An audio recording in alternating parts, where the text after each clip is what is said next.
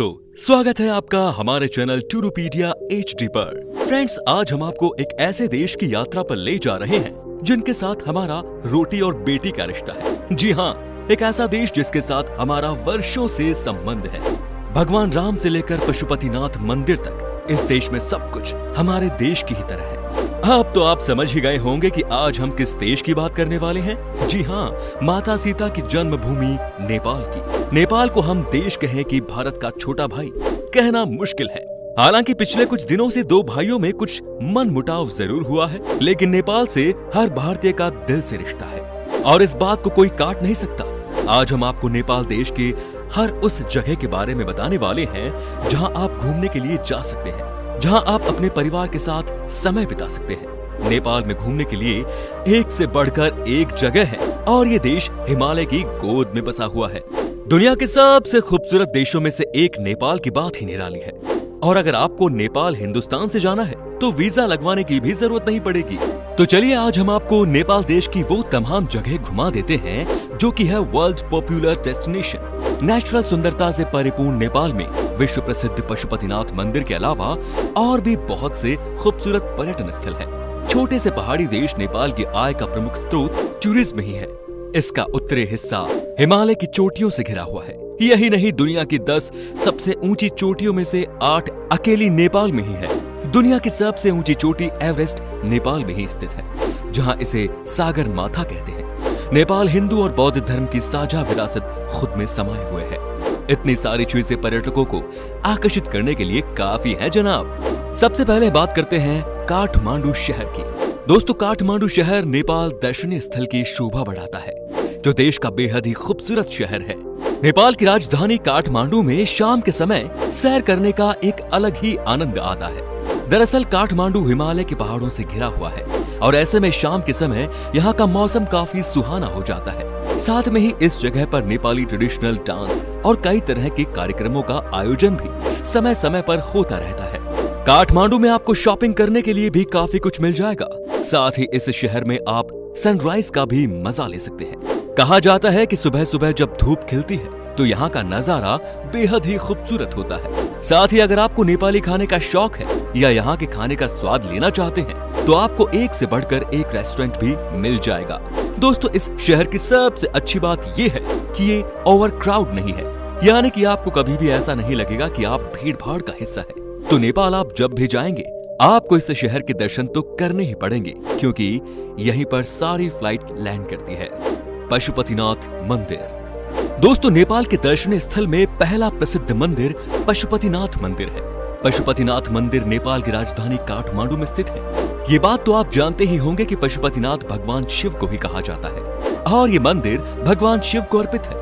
ये सिर्फ धार्मिक स्थल के रूप में ही नहीं बल्कि सांस्कृतिक स्थल के रूप में भी प्रसिद्ध है। इस मंदिर में केवल हिंदू धर्म के लोग ही जा सकते हैं और अन्य धर्म के लोगों को इस मंदिर के दर्शन बाहर से ही करने पड़ते हैं। बागमती नदी के किनारे बने हुए इस मंदिर के आसपास काफी सुंदर माहौल देखने को मिलता है। पर्व के दौरान काफी संख्या में भक्त इस मंदिर में आते हैं। काठमांडू से मात्र 3 किलोमीटर की दूरी पर स्थित इस मंदिर में जाने का सबसे बेस्ट समय सुबह के दौरान सूर्योदय का है। जी हाँ दोस्तों, वैसे भी हमारे देश से कई ऐसे लोग हैं जो कि साल में 1-2 बार इस मंदिर में जाकर भगवान शिव के दर्शन कर ही लेते हैं। कहा जाता है कि यहाँ आने के बाद आपके मन को बहुत शांति मिलती है और आपकी सोच बदल जाती है। आप इस दुनिया की सच्चाई को समझने लगते हैं। अगर आप नेपाल जाएं तो इस मंदिर को जरूर विजिट करें। भगवान राम का ससुराल जनकपुर। दोस्तों, रामायण की कहानी तो सबको पता ही है। आपको पता ही होगा कि भगवान राम का ससुराल नेपाल का जनकपुर है। जनकपुर नेपाल का प्रसिद्ध धार्मिक स्थल है और ये नगर प्राचीन काल में मिथिला की राजधानी माना जाता है। यहाँ पर प्रसिद्ध राजा जनक थे जो सीता माता के थे। आपको बता दें कि आज भी हमारे देश में मिथिला की जय जयकार है। बिहार के कुछ जिले जैसे कि दरभंगा और मधुबनी मिथिला का हिस्सा है। आप जनकपुर जाकर माँ सीता के महल के दर्शन कर सकते हैं। जनकपुर में आज भी वो धनुष वैसे का वैसा ही रखा हुआ है जिसे तोड़ने के बाद भगवान राम की शादी माता सीता से हुई थी। अगर आपको रामायण से प्यार है तो जनकपुर में आप रामायण के एक हिस्से को जी लेंगे। माता सीता के दर्शन आपको मिल जाएंगे। मुक्तिनाथ मंदिर। दोस्तों, मुक्तिनाथ मंदिर नेपाल दर्शनीय स्थल का एक और देखने लायक स्थल है। मुक्तिनाथ घाटी में ये मंदिर स्थित है। यह मंदिर भगवान विष्णु को अर्पित है। और इस मंदिर में शालिग्राम शिला या शालिग्राम पत्थर की पूजा की जाती है।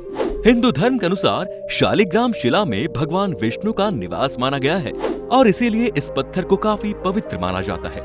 इस मंदिर को पेंगोडा वास्तुकला से बनाया गया है। वहीं ये मंदिर हिमालय से 3700 मीटर से भी ज्यादा ऊंचाई पर मौजूद है, जिसकी वजह से इस मंदिर के आसपास काफी प्राकृतिक सुंदरता देखने को मिलती है। यहाँ की तीर्थ यात्रा करना थोड़ा मुश्किल होता है क्योंकि इस क्षेत्र की यात्रा में हिमालय क्षेत्र की बड़ी पर्वत श्रृंखलाओं को पार करना होता है।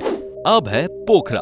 दोस्तों, पोखरा नेपाल दर्शनीय स्थल का एक और प्रसिद्ध दर्शनीय स्थल है।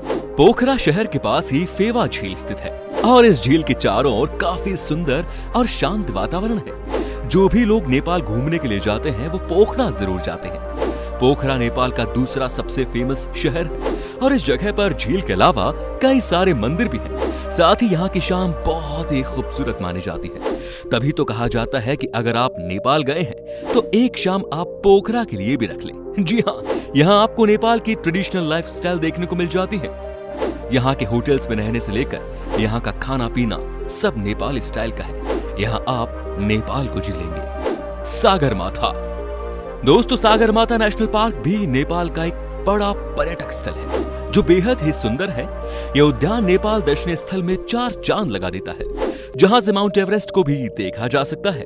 जो लोग माउंट एवरेस्ट नहीं जा सकते वे लोग सागरमाथा राष्ट्रीय उद्यान से माउंट एवरेस्ट को देख सकते हैं। इस पार्क में आपको कई तरह के पक्षी और जानवर देखने को मिल जाएंगे।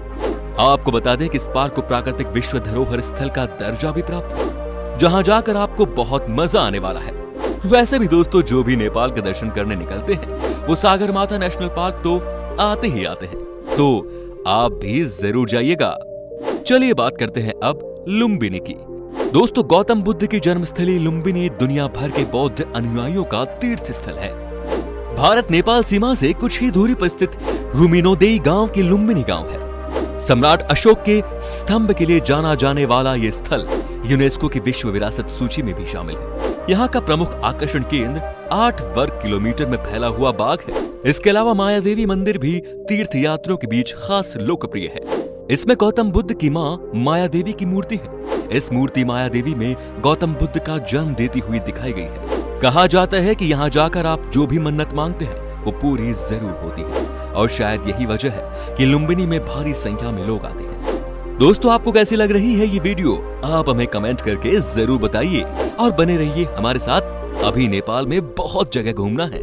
अब है चांगू नारायण मंदिर। आपको जानकर हैरानी होगी कि इस मंदिर को नेपाल का सबसे प्राचीन मंदिर कहा जाता है, जिसका निर्माण 4वीं शताब्दी में किया गया। कुछ कारणों से इसे दोबारा 1702 में भी बनवाया गया। चांगू नारायण मंदिर शिवपुरी पहाड़ियों पर स्थित है, जहां पर शेष नाग के साथ भगवान विष्णु की मूर्ति रखी गई है। पत्थर से बनी ये मूर्ति शिल्प कला का अद्भुत नमूना है। नगरकोट। दोस्तों, क्या आप हिमालय के नजारे का लुत्फ उठाना चाहते हैं? यदि हाँ, तो ये अद्भुत जगह आप ही के लिए बनी है।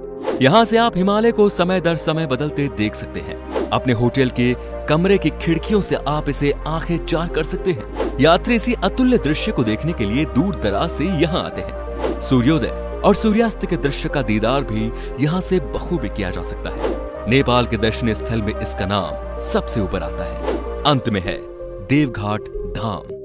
दोस्तों, देवघाट धाम भी नेपाल का प्रमुख पर्यटन स्थल है। देवघाट धाम काली गंडकी और त्रिशूली नदियों के संगम पर स्थित है। मकर संक्रांति के दौरान हिंदू धर्म के अनुयायी बड़ी संख्या में यहाँ आते हैं। इस दिन श्रद्धालु पवित्र नदी में डुबकी लगाते हैं। इसके अलावा यहाँ पर घूमने लायक कई ऐतिहासिक स्थल भी हैं। यहाँ पर त्रिवेणी मंदिर, वाल्मीकि आश्रम, सोमेश्वर कालिका मंदिर किला, पांडवनाथ, कबिलासपुर किला जैसे कई स्थान हैं, जिन्हें पर्यटक खास तौर पर देखना पसंद करते हैं। दोस्तों, अगर आपकी इच्छा कम पैसे में विदेश घूमने की है तो आप नेपाल जा सकते हैं। नेपाल में जाना बिल्कुल अपने देश में घूमने जैसा ही है, क्योंकि इस देश में कई सारे हिंदू मंदिर आपको मिल जाएंगे। नेपाल देश एडवेंचर करने वाले लोगों के लिए भी एकदम सही है और इस जगह पर एडवेंचर का खूब मजा लिया जा सकता है। अगर आप नेपाल देश की ट्रिप प्लान करते हैं तो आपको ज्यादा जेब ढीली नहीं करनी पड़ेगी, क्योंकि इस देश की करेंसी काफी सस्ती है। आप आराम से 4 से 5 दिन इस देश में करीब 25,000 रुपए खर्च करके गुजार सकते हैं। दोस्तों, नेपाल घूमने के लिए अक्टूबर से दिसंबर का महीना सबसे उचित माना जाता है, क्योंकि इस दौरान मौसम साफ होता है और आप सुंदर नजारों का दीदार भी अच्छी तरह से कर पाएंगे। जुलाई से सितंबर का मौसम यहाँ बारिश का होता है। अगर आप इस दौरान यहाँ आते हैं तो अपने सफर पर आकर पछताएंगे, क्योंकि बारिश आपकी यात्रा में बाधा डालेगी और आपको अपने होटल के कमरे में ही सारी छुट्टियां बितानी पड़ेंगी। अगर आप उचित समय देखकर यहाँ आएंगे तो बहुत लुत्फ उठा सकते हैं। तो दोस्तों, ये थे कुछ नेपाल के शानदार जगह जहाँ आप घूम सकते हैं। वैसे आप बताएं कि आपने कभी सैर की है इस खूबसूरत जगह की, और वीडियो के बारे में क्या कहना है। अच्छी लगी तो लाइक कीजिए, कमेंट कीजिए और साथ ही चैनल को सब्सक्राइब कर बेल आइकन को जरूर दबाइए। नीचे दिए गई लिंक में जाकर इंस्टाग्राम पर भी आप हमें फॉलो कर सकते हैं। फिलहाल मिलता हूँ आपसे अगली वीडियो में। Till then bye bye and take